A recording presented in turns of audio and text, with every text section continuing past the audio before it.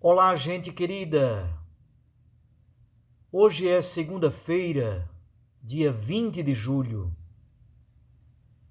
Agora há pouco acabei de chegar de Palmares. Tinha ido participar da cerimônia de sepultamento de Dom Henrique Soares, bispo de Palmares. O nosso Regional Nordeste 2 da CNBB, do qual eu sou presidente, está marcado por muitas perdas de bispos, irmãos queridos. Perdemos Dom Aldo Pagotto, bispo emérito, arcebispo emérito da Paraíba, vítima da Covid-19. Perdemos Dom Valério Breda, bispo de Penedo, vítima de um AVC. Perdemos Dom Henrique Soares, vítima da Covid-19. E ainda faleceu também nesses dias Dom Ceslau Stanula, que foi bispo de Floresta, também vítima da Covid-19, só que ele já era bispo na diocese de Itabuna, na Bahia. É uma série de mortes, de perdas, e somente a experiência da fé, a ressurreição, a confiança inabalável no Cristo, que é o centro das nossas existências. Somente isso nos consola, nos conforta, nos dá ânimo, coragem para continuarmos a nossa missão. O trecho do Evangelho de hoje é de Mateus 12, de 38 a 42. Naquele tempo, alguns mestres da lei e fariseus disseram a Jesus: Mestre, queremos ver um sinal realizado por ti. Jesus respondeu-lhes: Uma geração má e adúltera busca um sinal, mas nenhum sinal lhe será dado a não ser o sinal do profeta Jonas. Com efeito, assim como Jonas esteve 3 dias e 3 noites no ventre da baleia, assim também o Filho do Homem estará 3 dias e 3 noites no seio da terra. No dia do juízo, os habitantes de Nínive se levantarão contra esta geração e a condenarão, porque eles se converteram diante da pregação de Jonas.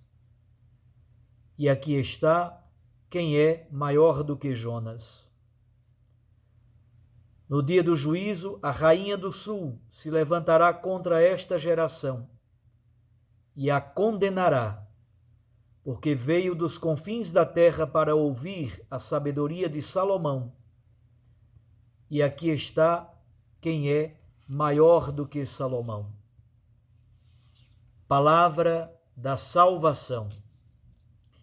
Glória a vós, Senhor. Minhas irmãs e meus irmãos,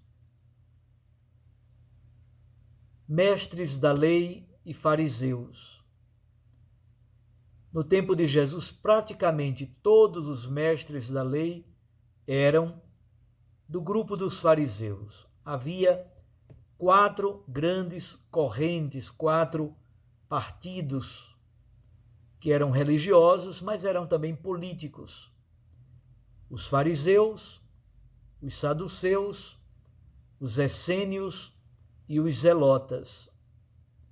Quase todos os mestres da lei eram vinculados ao partido dos fariseus.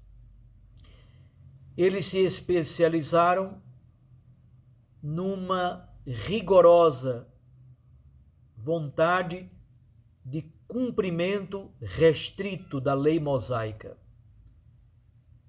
Na verdade, eles pedem um sinal de Jesus, mas pedem sinais sem acreditar neles.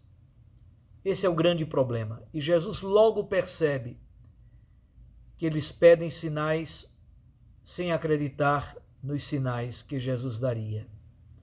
Pedem sinais como comprovação da autoridade e da origem divina da missão de Jesus. É uma geração perversa, má. É uma geração pervertida. Pervertida é exatamente o contrário de convertida. A geração que se converte é aquela que muda o rumo da vida e direciona o rumo da vida para Deus. É uma geração pervertida e é também uma geração adúltera. Isto é, esqueceu o seu esposo. O Deus da aliança é o esposo de Israel. Esqueceu o esposo fiel e correu à procura de Baal, isto é, de um marido infiel, de um marido ídolo que não é capaz de doar vida. Jesus então responde que nenhum sinal será dado a não ser o sinal de Jonas. E ele interpreta o sinal de Jonas em duas dimensões. Primeiro, no versículo 40. Ele diz que, assim como Jonas passou 3 dias e 3 noites no ventre da baleia, do monstro marinho, da mesma maneira o Filho do Homem passará este tempo no seio da terra. É uma alusão explícita à sua morte e também à ressurreição. Então, o sinal de Jonas, em primeiro lugar, é interpretado à luz da morte e da ressurreição do Senhor. A segunda interpretação está no versículo 41. Jesus diz: assim como os habitantes de Nínive, capital da Assíria, a grande cidade do Império Assírio. O Império Assírio, na tradição bíblica, foi a pior, a mais sanguinolenta, a mais agressiva, a mais violenta dominação sobre Israel. Jesus diz que Nínive se converteu diante da pregação do profeta Jonas. O inimigo sanguinário se converte diante da pregação do profeta. Jesus então diz: aqui está quem é maior do que Jonas. E Jesus alude a um outro evento. A rainha de Sabá, a rainha do sul, veio de terras longínquas, distantes, para escutar a sabedoria de Salomão. Pois bem, aqui está quem é maior do que Salomão. Jesus, o Filho do Homem, maior do que Jonas, maior do que Salomão. O grande sinal de Jonas é o único sinal que Jesus entrega, que Jesus doa. Que sinal é este na vida de Jesus? A sua pregação apostólica, a sua pregação missionária e, ao mesmo tempo, a doação da sua vida na cruz.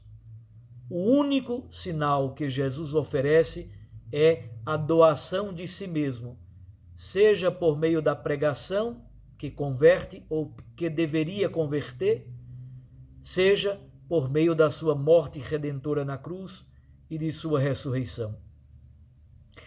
Mas Deus não nos força a acreditar no seu Filho. O sinal precisa ser discernido na história com plena liberdade. Nós temos a liberdade de acreditar ou não no Filho de Deus. Para quem tem abertura à graça de Deus, tudo pode se tornar um sinal da pregação, da vida doada, da presença amorosa de Deus em nossa história. Para quem se endurece, para quem está empedernido, fechado, trancado, insensível à graça de Deus, nenhum sinal é suficiente, nenhum sinal é razoável. É por isso que Jesus diz, no trecho do Evangelho de ontem, do domingo, Jesus diz: quem tem ouvidos, ouça. Quem tem ouvidos, ouça. Obviamente, ouvidos como órgãos do sentido, todos temos. Jesus está falando da atitude de abertura para acolher a sua pregação e fazermos, na sua graça, na força do Espírito Santo, o nosso processo de conversão. É preciso, portanto, ter sensibilidade para ler e para discernir os sinais de Deus em nossa história. Oremos no dia de hoje, em sufrágio, por Dom Henrique Soares. Entreguemos este irmão nos braços da misericórdia do Pai. Oremos pela Igreja de Palmares. Oremos pelo nosso querido Regional Nordeste 2, vivendo momentos de tantas perdas e de tanta dor.